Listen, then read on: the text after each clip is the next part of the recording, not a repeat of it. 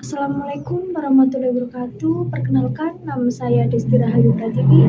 Saya dari kelas C, NIM saya 2532123 6. Di sini saya akan menjawab pertanyaan soal ujian tengah semester Pendidikan Agama Islam. Untuk jawaban nomor 1, saya terinspirasi mengambil jurnal dari Sarjono Medinate Journal.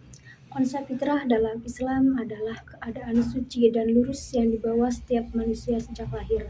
Berdasarkan Al-Quran Surat Ar-Rum ayat 30, Islam disebut sebagai agama fitrah. Dan dalam hadis dijelaskan juga bahwa setiap anak yang lahir dalam keadaan fitrah, hanya lingkungan dan orang tuanya yang memengaruhi keimanannya. Fitrah manusia terbagi menjadi 3. Yang pertama, fitrah beragama. Fitrah beragama yaitu cenderung untuk menyembah Allah Subhanahu wa Ta'ala. Yang kedua itu ada fitrah suci. Fitrah suci yaitu bawaan jiwa yang bersih dan cenderung pada kebaikan. Yang ketiga ada fitrah akliyah. Fitrah akliyah yaitu kemampuan berpikir dan membedakan salah atau benar. Faktor yang membuat manusia menyimpang dari fitrahnya antara lain. Yang pertama, lupa terhadap perjanjian dengan Allah Subhanahu wa Ta'ala. Yang kedua, bermaksiat kepada Allah Subhanahu wa Ta'ala. Yang ketiga, tidak menggunakan akal dengan baik. Untuk jawaban nomor 2, akidah adalah keyakinan dasar seorang muslim terhadap Allah, malaikat, kitab, rasul, hari akhir, dan takdir.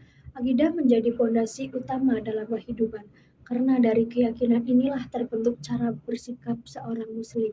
Maksudnya, akidah menuntut seorang muslim untuk berpikir dan bertindak berdasarkan imannya, bukan hanya sekedar mengikuti hawa nafsu atau pandangan dunia semata. Nah, contoh peran akidah pada diri saya sebagai mahasiswa. Yang pertama itu dalam berpikir. Saya meyakini bahwa menuntut ilmu adalah ibadah dan amanah dari Allah, sehingga saya harus belajar dengan sungguh-sungguh dan tidak boleh menyontek. Yang kedua itu dalam bersikap. Saya berusaha jujur, disiplin, dan menghargai dosen serta teman. Karena akidah mengajarkan untuk berakhlak baik dan bertanggung jawab. Jawaban nomor 3, maksud dari pernyataan bahwa sholat dapat mencegah dari perbuatan keji dan tercela, yaitu bahwa sholat bukan hanya ritual ibadah, tapi juga sarana pembinaan diri. Sholat mengingatkan bahwa manusia untuk selalu taat kepada Allah Subhanahu wa Ta'ala, serta melatih kedisiplinan dan kesabarannya. Hal ini dapat berperilaku pada diri saya sebagai mahasiswa, karena dengan rutin melaksanakan sholat, saya merasa lebih tenang, terjaga dari perilaku negatif seperti berbohong, menyontek, atau bermalas-malasan. Sholat membuat saya sadar bahwa setiap perbuatan diawasi oleh Allah Subhanahu wa Ta'ala, sehingga saya harus menjaga sikap, menghormati orang lain, dan berbuat jujur. Untuk jawaban nomor 4, pandangan saya memberi sesaji ke laut agar terhindar dari musibah, termasuk perbuatan yang syirik, karena meminta pertolongan selain pada Allah Subhanahu wa Ta'ala. Allah berfirman dalam Quran Surat Yunus ayat 106 agar tidak menyembah selainnya, karena hanya Allah yang berkuasa memberi manfaat dan menolak bahaya. Sebagai muslim, cara yang benar menghadapi musibah adalah berdoa, beristighfar, dan memperbaiki amal, bukan dengan ritual yang menyimpang dari tauhid.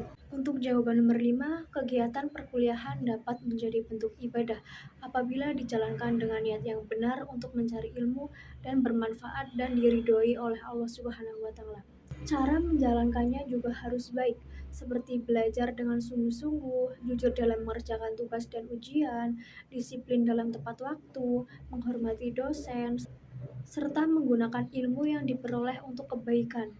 Dengan sikap dan tujuan seperti itu, kegiatan belajar tidak memenuhi kewajiban akademik, tetapi juga menjadi ibadah yang bernilai pahala dan bentuk pengabdian kepada Allah Subhanahu wa Ta'ala.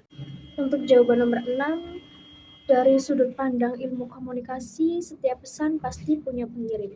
Alam semesta yang teratur dan indah adalah pesan, yang menunjukkan adanya pengirim agung, yaitu Allah Subhanahu wa Ta'ala. Semua yang ada di alam ini menjadi tanda-tanda bahwa Allah benar-benar ada dan berkuasa.